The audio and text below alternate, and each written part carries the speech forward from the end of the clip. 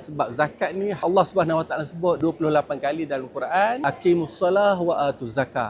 Assalamualaikum warahmatullahi taala wabarakatuh. Saya Haji Cik Samsul bin Ibrahim, Timbalan Pengurus Besar Pusat Ketutupan Zakat Pahang. Ikhlas.com menawarkan macam-macam benefit untuk pembayar-pembayar zakat negeri Pahang ni. Antaranya, setiap pembayaran yang tuan-tuan perempuan bayar akan mendapat poin daripada ikhlas.com. Tuan-tuan perempuan boleh redeem sama ada melalui pembelian tiket flight, tune hotel. Tuan-tuan juga akan dapat peluang untuk cabutan bertuah. Hadiah cabutan bertuah tu sama ada berupa pakej umrah ataupun pakej travel ke Turki dan tempat-tempat menarik yang lain.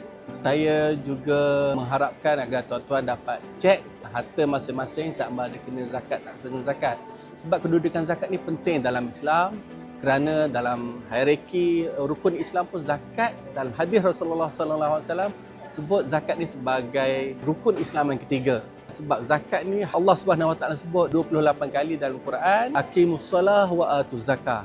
Sebab kerana dalam zakat tu pertamanya ada sebagai tanda ketaatan kepatuhan kita kepada Allah Subhanahu Wa Taala. Melalui zakat juga kita nak bersihkan harta yang kita simpan, harta yang kita cari. Zakat juga adalah untuk membersihkan jiwa raga. Pada masa sama kita menolong saudara-saudara kita yang kesusahan, asnah-asnah yang memerlukan bantuan daripada kita.